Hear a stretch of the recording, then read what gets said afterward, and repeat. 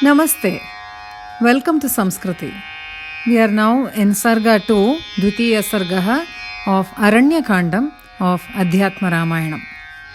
After Virada had attained salvation, Rama, along with Sita and Lakshmana, went to the peaceful forest hermitage of Sharabanga Rishi, who immediately went towards them and received them cordially, offered them seeds and also some fruits and roots for refreshment. Then sage Sharabanga affectionately spoke to Rama, who is the refuge of all devotees, saying that he has been living there for a long time, resolved to be engaged in austerities and penances, with a desire to have the holy darshan of Rama, who is the personification of the Supreme Lord Himself. Sage Sharabanga then offered all the punya that he had gathered till then to Rama, so that he may get the exalted state of salvation. Sage Sharabanga, a great renunciate, then prostrated and offered all his merits to the immeasurable Sri Rama.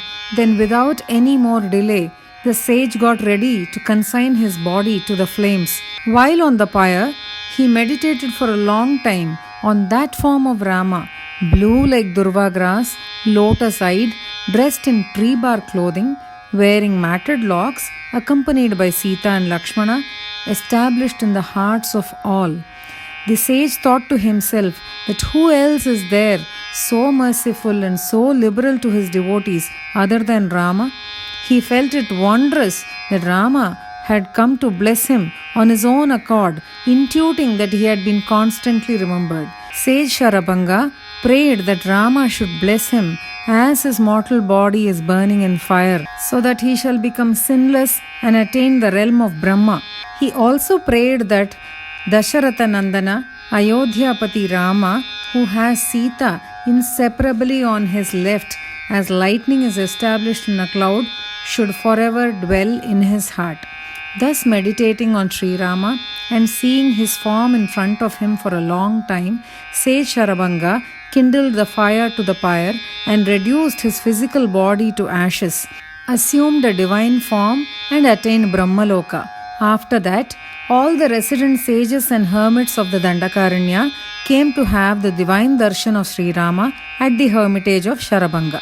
Seeing that congregation of holy men, Rama, Lakshmana and Sita, who were in the guise of human beings, bowed before them by making full prostrations.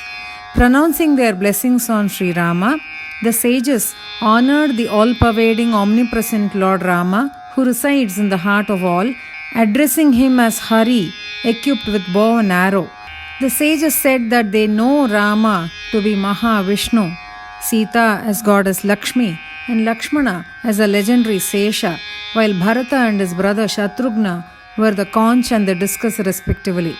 Besieged by Brahma, they know that he has manifested himself in this world to rid the earth of her burden. So the rishis told Raghutama that it was among the principal objectives of his mission to remove the sorrows, distress and agonies of the sages, hermits and seers.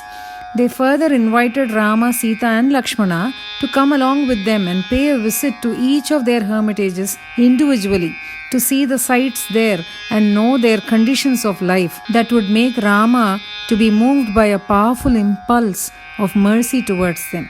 Being thus implored prayerfully by the rishis, the all-powerful Rama went along with them to see their abodes. There, in all those places, Rama saw many skulls and skeletons of human heads strewn in all directions. At this sight, Rama inquired about them from the accompanying sages. The ascetics replied that they were the skulls of sages and rishis, hermits and ascetics who had been eaten up by the Rakshasas, who roam about seeking an opportunity to pounce upon them when they are engrossed in deep meditation and therefore unable to escape. Hearing the piteous words of the frightened rishis and munis, Rama made a vow to destroy the whole tribe of Rakshasas there. In this way, the noble Rama, along with Sita and Lakshmana, spent some years visiting the various hermitages of the rishis of those regions, being worshipped and adored and honored by them. In the course of those travels, one day they reached the ashrama of the famous sage Sutikshna, that was pleasant and comfortable in all seasons and was inhabited by a large number of rishis. Sage Sutikshna, a disciple of Sage Agastya, used to utter the sacred name of Rama always. Hearing about the arrival of Rama, Sage Sutikshna went forward himself to receive and duly worship him with eyes full of devotion, eager to have his darshana. He addressed Rama as Sitapati and extolled the endless virtues of Rama, which were measureless and limitless. It was the Rama mantra that he was constantly repeating.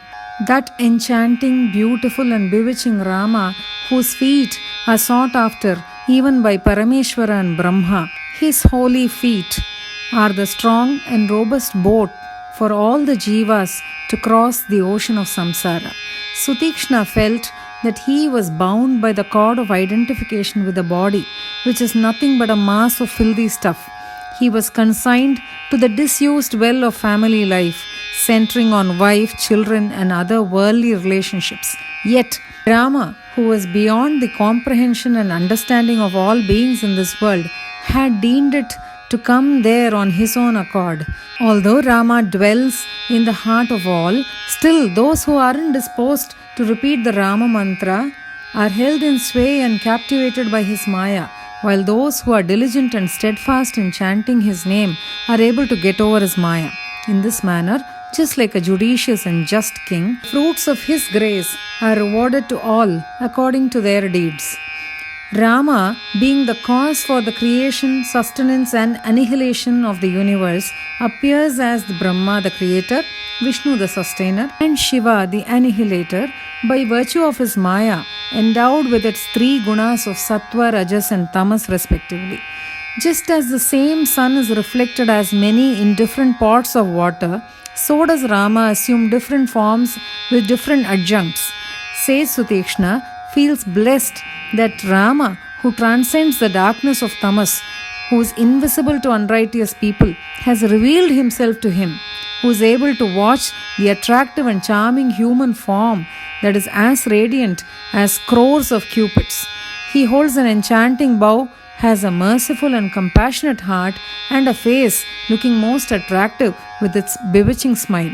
Bowing to Sri Rama, Sutikshna further adds that philosophers may see Rama as transcending adjuncts like space and time and know him to be the luminosity of pure consciousness. But for him, Sutikshna, a devotee, he aspired for nothing other than the personal personified form present before him as the visible counterpart of that supreme soul. To Sutikshna, who had thus prayed, Rama smilingly told that he knows that the mind, intellect, and heart of Sutikshna have been purified by dedicated worship and devotion. That is why he had come in person, revealing that there is no means other than devotion to realize him. Rama reveals himself to those who repeat his mantra, who seek his shelter, and remain even and equitable towards all, and are absorbed in his thoughts always. Rama also gives the benediction that those people who recite this stotra of Sutikshna with dedication would be bestowed with pure devotion and spiritual enlightenment. He blessed Sutikshna with liberation from the shackles of this mundane, delusionary world while still alive, and after the fall of his mortal body, he shall attain Sayujya, oneness with the Supreme Being. Rama then told about wishing to meet Agastya, the exalted guru of Sutikshna, and that he was eager to spend some time with him. Sutikshna replied that they shall go there the next day morning, and that he too shall accompany them, as it had been a long time since he had seen his guru. At the crack of dawn the next morning, Rama, Sita, and Lakshmana, accompanied by sage Sutikshna, went towards the hermitage of sage Agastya's younger brother in all eagerness. Moving on with the chanting now. द्वितीयः सर्गः श्रीमहादेव उवाच विराधे स्वर्गते रामो लक्ष्मणेन च सीतया जगाम शरभङ्गस्य वनं सर्वसुखावहम् शरभङ्गस्ततो दृष्ट्वा रामं सौमित्रिणा सह आयान्तं सीतया सार्धं सम्भ्रमादुत्थितः सुधीः अभिगम्य सुसम्पूज्य विष्टरेषूपवेशयत् आतिथ्यमकरोत्तेषां कन्दमूलफलादिभिः प्रीत्याह शरभङ्गोऽपि रामं भक्तिपरायणं बहुकालमिहैवासं तपसे कृतनिश्चयः अद्य मत्तपसा सिद्धं यत्पुण्यं बहु विद्यते तत्सर्वं तव दास्यामि ततो मुक्तिं व्रजाम्यहम् समर्प्य रामस्य महत्सु पुण्यफलं विरक्तशरभङ्गयोगी चितिं समारोहयदप्रमेयं रामं ससीतं सहसा प्रणम्य ध्यायन्श्चिरं राममशेषहृत्स्थं दूर्वादलश्यामळमम्बुजाक्षं क्षीराम्बरं स्निग्धजटाकलापं सीतासहायं सह लक्ष्मणं तं को वा दयाळु स्मृतकामधेनुरन्यो जगत्यां रघुनायकादहो स्मृतो मया नित्यमनन्यभाजा ज्ञात्वा स्मृतिं मे स्वयमेव यातः पश्यत्विदानीं देवेशो रामो दाशरथिः प्रभुः दग्ध्वा स्वदेहं गच्छामि ब्रह्मलोकमकल्मषः अयोध्याधिपतिर्मेस्तु हृदये राघवः सदा यद्वामाङ्के स्थिता सीता मेघस्येव तटिल्लता इति रामं चिरं ध्यात्वा दृष्ट्वा च पुरतस्थितं प्रज्वाल्य सहसा वह्निं दग्ध्वा पञ्चात्मकं वपुः दिव्यदेहधरः साक्षात् ययौ लोकपतेः पदं ततो मुनिगणाः सर्वे दण्डकारण्यवासिनः आजग्मु राघवं द्रष्टुं शरभङ्गनिवेशनं दृष्ट्वा मुनिसमूहं तं जानकी रामलक्ष्मणाः प्रणेमुः सहसा भूमौ मायामानुषरूपिणः आशीर्भिरभिनन्द्यात रामं सर्वहृदि स्थितम् ऊचु प्राञ्जलयः सर्वे धनुर्बाणधरं हरिं भूमेर्भारावताराय जातोऽसि ब्रह्मणार्थितः जानीमस्त्वां हरिं लक्ष्मीं जानकीं लक्ष्मणं तथा शेषांशं शङ्खचक्रे द्वे भरतं सानुजं तथा अतश्चादौ ऋषीणां त्वं दुःखं मोक्तुं मिहार्हसि आगच्छयामो मुनिसेवितानि वनानि सर्वाणि रघूत्तमक्रमात् द्रष्टुं सुमित्रा सुतजानकीभ्यां तदा दयास्मासु दृढा भविष्यति इति विज्ञापितो रामः कृताञ्जलिपुटैर्विभुः जगाम मुनिभिः सार्धं द्रष्टुं मुनिवनानि सह ददर्श तत्र पतितानि अनेकानि शिरांसि सह अस्थिभूतानि सर्वत्र रामो वचनमब्रवीत् अस्थीनि केषामेतानि किमर्थं पतितानि वै तमूचुर्मुनयो राम ऋषीणां मस्तकानि हि राक्षसैर्भक्षितानि च प्रमत्तानां समाधितः अन्तरायं मुनीनां ते पश्यन्तोऽनुचरन्ति हि श्रुत्वा वाक्यं मुनीनां स भयदैन्यसमन्वितं प्रतिज्ञामकरोद्रामो वधायाशेषरक्षसा पूज्यमानः सदा तत्र मुनिभिर्वनवासिभिः जानक्या सहितो रामो लक्ष्मणेन समन्वितः उवास कतिचित् तत्र वर्षाणि रघुनन्दनः एवं क्रमेण सम्पश्यन् ऋषीणामाश्रमान् विभुः सुतीक्ष्णस्याश्रमं प्रागात् प्रख्यातं ऋषिसङ्कुलम् सर्वर्तुगुणसम्पन्नं सर्वकालसुखावहम् राममागतमाकर्ण्य सुतीक्ष्णस्वयमागतः अगस्त्यशिष्यो रामस्य मन्त्रोपासनतत्परः विधिवत् पूजयामास भक्त्युत्कण्ठितलोचनः।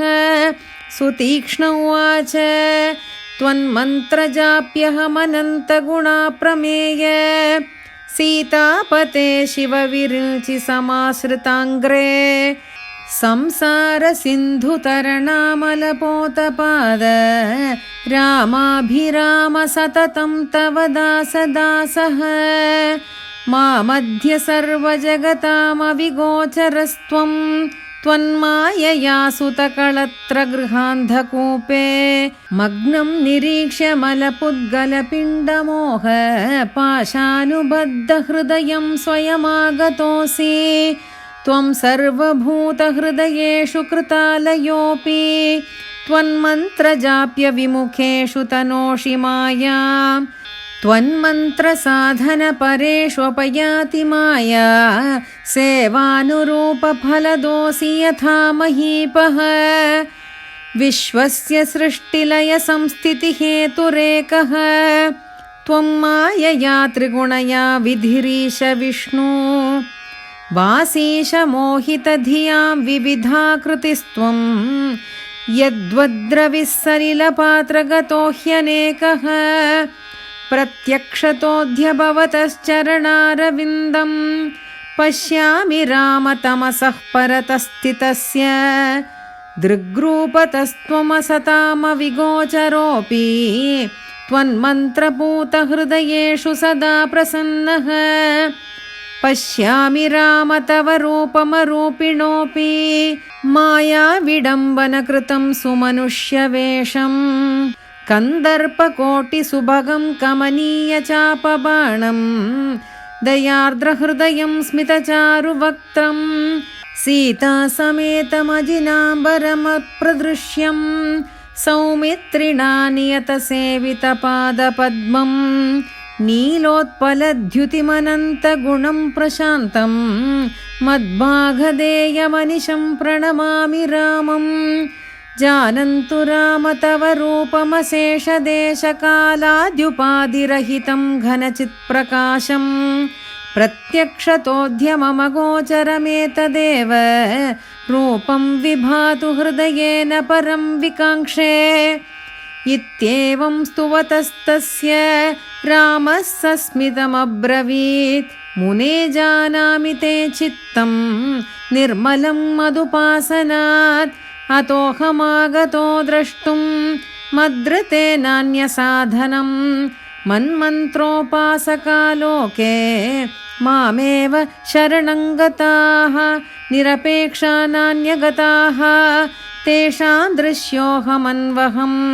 स्तोत्रमेतत् पठेद्यस्तु त्वत्कृतं मत्प्रियं सदा सद्भक्तिर्मे भवेत्तस्य ज्ञानं च विमलं भवेत् त्वं ममोपासनादेव विमुक्तोऽसीह सर्वतः देहान्ते मम सायुज्यं लप्स्यसे नात्र संशयः गुरुं ते द्रष्टुमिच्छामि ह्यगस्त्यं मुनिनायकं किञ्चित् कालं तत्र वस्तुं मनो मे त्वरयत्यलं सुतीक्ष्णोऽपि तथेत्याह श्वो गमिष्यसि राघव अहमप्यागमिष्यामि चिरादृष्टो महामुनिः अथ प्रभाते मुनिना समेतो रामः स सीतः सह लक्ष्मणेन अगस्त्यसम्भाषणलोलमानसः